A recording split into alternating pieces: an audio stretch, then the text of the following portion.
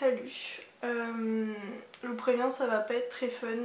Je vais surtout vous lire un texte que j'ai écrit il y a quelques jours. Ça va être très dur, mais écoutez, j'en ai besoin. Ouais. Alors ça va être compliqué, je le sens déjà. On se retrouve aujourd'hui pour une vidéo que je ne pensais pas écrire ni filmer un jour, mais j'en suis arrivée à un point où ça devient nécessaire pour moi de sortir tout ce que je ressens. Et comme je suis incapable de le faire en présence de gens directement, ma solution c'est d'en parler devant ma caméra. Même si après vous regarderez la vidéo, si j'ai le courage de la poster honnêtement. J'ai quand même plus l'impression de me parler à moi-même. J'en suis arrivée à un point où même sortir seule de chez moi en plein jour c'est dur. J'en suis arrivée à un point où être en présence de gens c'est dur, même de mes amis, et j'arrive plus à rien gérer. Mon anxiété a clairement pris possession de mon corps. Alors j'ai écrit tout ça pour ne rien oublier. J'ai écrit tout ça quand je me sentais au plus bas parce que je voulais avoir mes exactes émotions, mes exactes sensations, et maintenant je vous lis ça en espérant être capable d'aller au bout. Pour revenir rapidement sur mon histoire avec l'anxiété, ça a toujours été plus ou moins présent dans ma vie. J'ai toujours été angoissée depuis gamine, mais il y a certaines phases où c'est omniprésent. Seulement jamais autant que depuis quelques semaines. Je me souviens de la période du bac notamment. À chaque fois que je me réveillais, j'avais une sorte de boule dans le ventre, une boule dans la gorge. Il faut savoir que je suis du genre à tout enfouir, un peu comme une éponge, et à ne surtout pas laisser sortir mes émotions en me disant qu'en l'ignorant ça partira. Je sais, mauvaise stratégie. Mais donc à cette période-là, j'avais excessivement peur de ne pas réussir, d'échouer, de décevoir, mais j'avais aussi peur de l'avenir, de l'après-bac. Et pourtant je ne disais rien et je gardais le sourire. Sauf qu'un jour, en cours de physique, tout est sorti. Je me suis noyée dans mes larmes, dans mes peurs devant la prof. Je me suis littéralement effondrée. J'ai pleuré toutes les larmes de mon corps, en sanglots. J'arrivais plus à m'arrêter. Et c'est là qu'elle m'a dit que pour reprendre le contrôle, je devais faire confiance à un spécialiste. Et c'est comme ça que j'ai pris rendez-vous chez une psychologue. Et ça m'a fait du bien, vraiment. J'ai pu passer le bac plus sereinement. J'étais toujours angoissée, mais au moins j'arrivais à me contrôler. Et à contrôler mes peurs, mon stress. Et puis les études supérieures sont arrivées et la boucle a recommencé. Ma licence a été très dure à vivre. Très longue, dure en émotions avec des échecs et surtout des réussites qui me paraissaient bien maigres à côté. Alors je suis partie 1 an à Prague pour souffler et pour vivre une vie sans angoisse le temps de 2 semestres. Je me sentais enfin totalement bien, totalement sereine, en confiance, en sécurité. Je me posais plus de questions et je vivais juste au jour le jour et ça faisait un bien fou. Et avec le retour en France, la reprise des cours en plein Covid, les angoisses sont revenues petit à petit, mais toujours plus intenses. Et depuis quelques semaines, j'y arrive plus. Je n'arrive plus à sortir sans angoisser. Je n'arrive plus à vivre sans me demander ce que je vais faire dans quelques mois. Je suis dans le semestre le plus important de mes études et clairement mon corps me le fait sentir. Je dois réussir à valider mon projet mais aussi mon mémoire de fin d'études. Je dois trouver un stage et accessoirement me demander ce que je veux faire de ma vie après tout ça.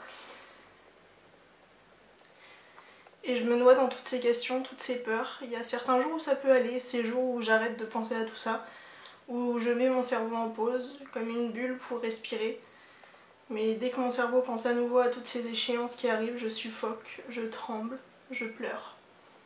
Alors je ne sors plus, de peur de ne pas contrôler mes émotions devant mes amis, et qu'ils me voient dans des états qui sont terribles pour moi. Je m'enferme chez moi en attendant que ça passe, je procrastine pour reposer mon corps après toutes ces angoisses. Je n'ai que rarement de vraies crises d'angoisse entre guillemets, mais j'ai ce qui s'appelle de l'angoisse généralisée. C'est à peu près comme une crise d'angoisse au niveau des symptômes, mais avec un début moins violent, et une crise qui peut durer pendant des heures, voire des jours. Alors pendant de longues heures, j'ai l'impression qu'on m'écrase la cage thoracique, j'ai l'impression que mon corps et mon cœur sont vides. J'ai l'impression de ne plus pouvoir respirer, de ne plus pouvoir bouger et de ne plus pouvoir tenir sur mes jambes. Et tous les jours c'est la même histoire, les mêmes sentiments, et ça m'épuise. Alors j'avais besoin d'écrire et de lire tout ça aujourd'hui pour m'en libérer, pour laisser mon corps respirer un peu et enlever un peu de ce poids constant sur mes épaules.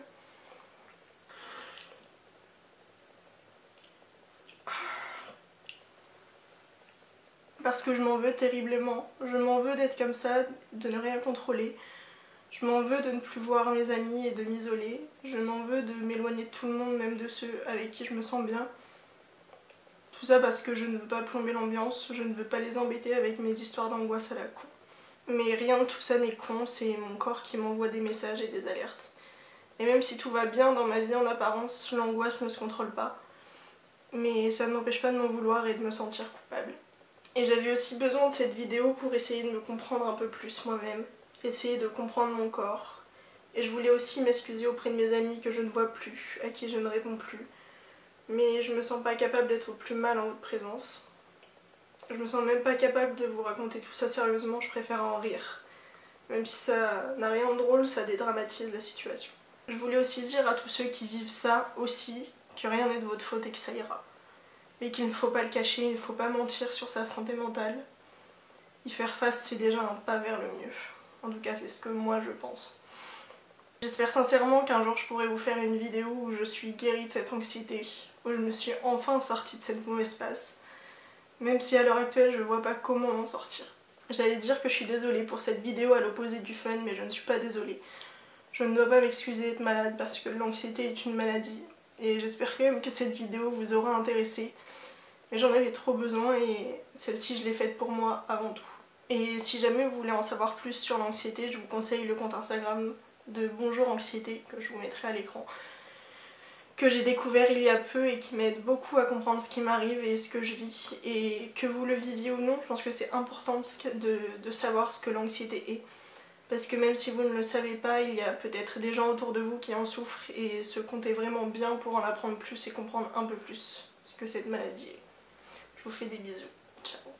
Donc voilà ce que j'ai écrit il y a quelques jours. J'étais à l'école et juste j'arrivais plus à m'en sortir dans mon travail et j'ai eu besoin d'écrire. Pour vous lire en gros ce que j'ai trouvé sur un site à propos de l'angoisse, enfin de l'anxiété généralisée, donc ce dont je souffre. C'est un sentiment d'angoisse qui n'a pas d'objet particulier et qui devient presque permanent, ce qui dégrade considérablement la qualité de vie de la personne. L'individu va ressentir des manifestations physiques comme une sensation de boule dans la gorge, des maux de ventre ou encore des nausées.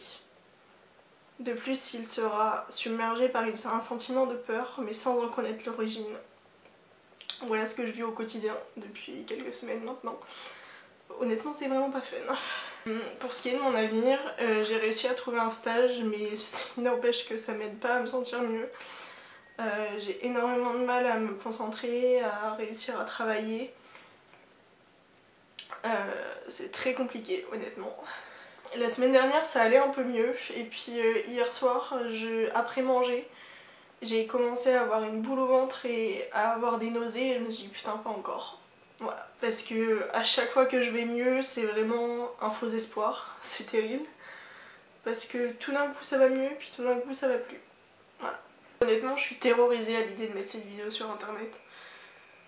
Mais en même temps, je suis persuadée que la future Amandine, dans quelques mois, sera très contente de l'avoir fait. Donc j'ai juste envie de suivre mon instinct et de me dire que j'y vais, puis tant pis. Voilà. J'ai envie de le faire pour moi parce que je suis persuadée que ça me fera du bien. Donc voilà, je vais... Pour une fois, je ne vais pas écouter la peur intérieure. Vraiment la peur qui m'habite. Et je vais juste écouter mon cœur et me dire que pour moi, il faut que je fasse ça. Voilà. J'ai vraiment choisi un des pires jours pour filmer cette vidéo. Parce que j'aurais très bien pu vous la faire bien avant ce week-end quand vraiment ça allait mieux. Mais je me disais oh on fera ça plus tard et surtout j'ai eu la flemme. Et je sais que j'allais mieux juste parce que je ne pensais pas à l'avenir. J'étais vraiment dans un week-end où juste je pensais à ne rien faire et c'est pour ça que ça allait bien en fait.